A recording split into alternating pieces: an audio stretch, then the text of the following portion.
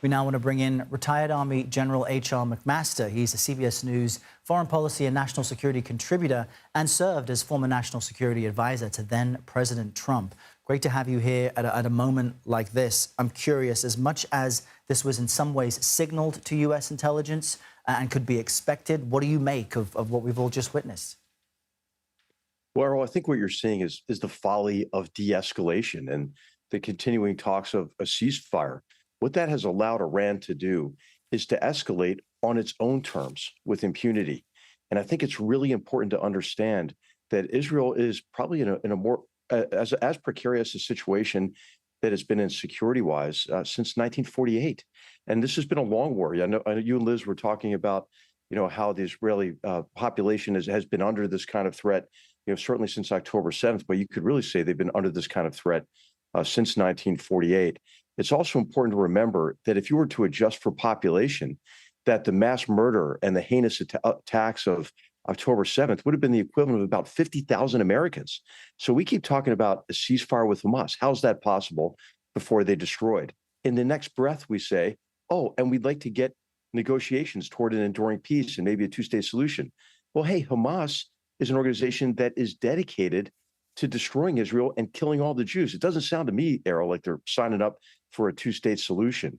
And I think the lesson for October 7th for Israelis is you can't have a terrorist organization like Hamas and certainly like Hezbollah on your border with those capabilities.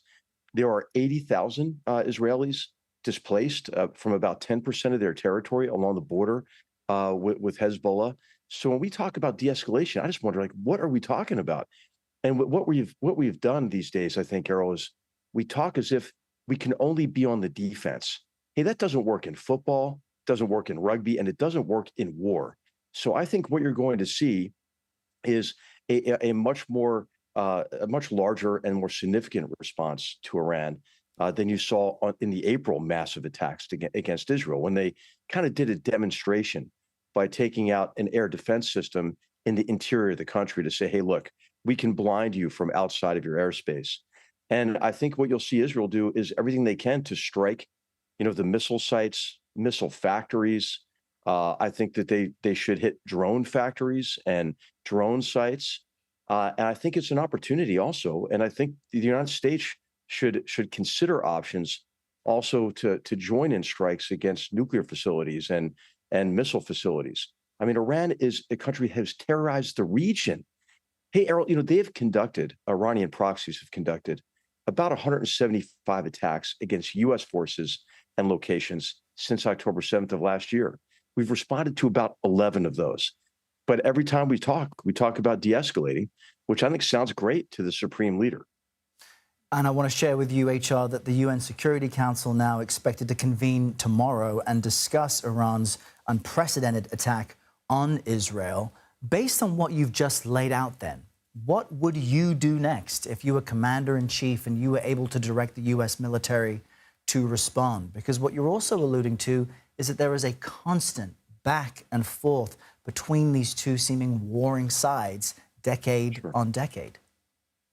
I think, Errol, first of all, the Biden administration deserves credit, and so does our fantastic armed forces for working together with a coalition to again defend Israel against a massive onslaught. So what U.S. Central Command has done, I mean, this is not easy, this kind of integrated air defense. It's really hard to do. So I think that's step A, help defend Israel.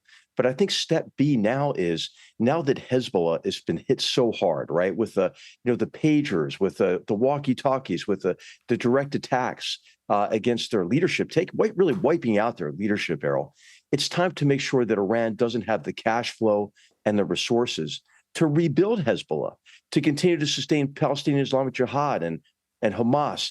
Hey, how about the 40,000 strong Iranian proxy army in Syria, or the militias that they're using to tear apart Iraq, or the Houthis, who have also fired on Israel, fired on shipping, and are starving children to death by besieging Yemeni cities. I mean, it's time for this to end.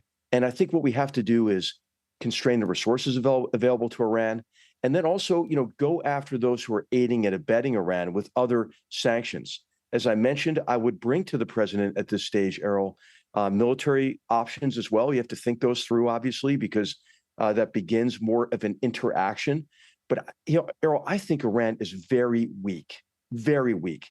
This theocratic dictatorship has worn out its welcome with large numbers of Iranians.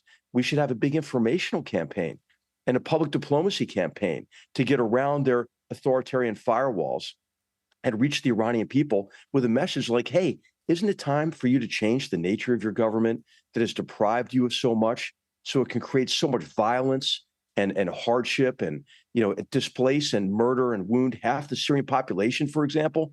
I mean, I think that we've got to try to reach the Iranian people, dry up their resources, and we should entertain military options against their nuclear and missile facilities in particular. It's an important point you make when you reference the difference between a government, a regime, and the people.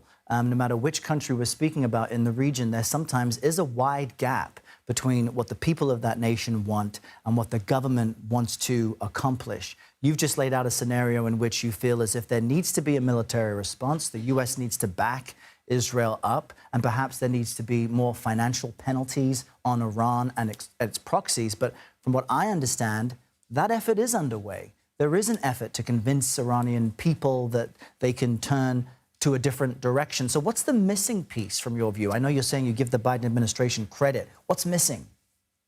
Well, I give them credit for the defense, right? But again, not the offense. I mean, they've been really weak on enforcing sanctions. Errol, it's been terrible. I mean, because of the Biden administration's kind of effort to conciliate the supreme leader in Iran, Iran has raked in about $100 billion based on unenforced sanctions. And they've been transferring directly, previously frozen funds to the Iranians. Remember, on October 6th of last year, the day before the heinous attacks, they had $6 billion sitting in a Qatarese bank ready to transfer to Tehran. I mean, I don't understand why this administration has continued the failed policy of really the Obama administration in an effort to be conciliatory with the supreme leader. And the Iranians play us, Errol. They just had this guy Pezeshkian, the new president, visiting New York while we provided security for him, even though he's got a hit on a former president and a presidential candidate, which is crazy to me. But he had a message of conciliation. Really, are we going to fall for that again? There's this idea that if we are nicer to the Iranians, then the so-called Republicans in Iran will be strengthened and they'll begin to marginalize over time the revolutionaries. Hey, but newsflash here is the revolutionaries won and they're in charge. And we can't, we can no longer buy in to this plan of this deception on the part of the Iranians. We have to look at that regime for what it is, a theocratic dictatorship that is determined, A, to push us out of the Middle East, so B, it can have its way with Israel, destroy Israel, and kill all the Jews. And, part of its strategy, Errol, is to keep the Arab world perpetually weak by keeping it enmeshed in conflict. So it builds these militias and terrorist organizations that lay outside of the government's control so they can be turned against that government if it acts against Iranian interests. That's why Hezbollah has essentially captured Lebanon. That's the case in Iraq. It's the case in Yemen. And it's what they've done with the proxy army in support of Assad's murderous regime in Syria. So, hey, where are the college protests about that? About the horrors that Iran has visited on the Middle East. Well, and I think we ought to be outraged about this across the civilized world. It's an interesting point you make, and I want to focus a bit more on the U.S. side of all of this because you worked for former President Trump. We're in the midst of an election now. There's a vice presidential debate tonight on CBS. The timing of this may be an aspect of the calculation as well. Do you have a sense that how the U.S. responds to this, the current Biden administration and the sitting vice president, who of course is running for president, might it have an impact on the outcome of the election? And if so, how? I think it should. I think it exposes what I would describe as the fecklessness of the Biden administration's approach toward Iran. They've really had a hard time. I mean, you're just acknowledging what the return address is for all this violence in the Middle East.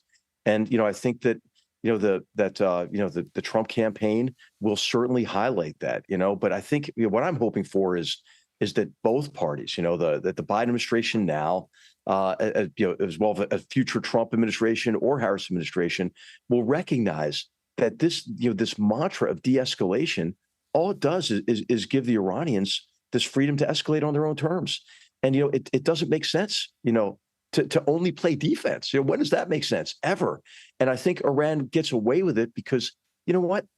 I mean, from their perspective, they're willing to expend every Arab life, every Palestinian life in their objectives of establishing hegemonic influence across the region, kicking the U.S. out of the Middle East, and destroying Israel. And I think we just can't let them get away with that anymore. We appreciate your insight. CBS News foreign policy and national security advisor H.R. McMaster. Unfortunately, we'll need to bring you back and talk about this more as things develop. But thanks for your time today.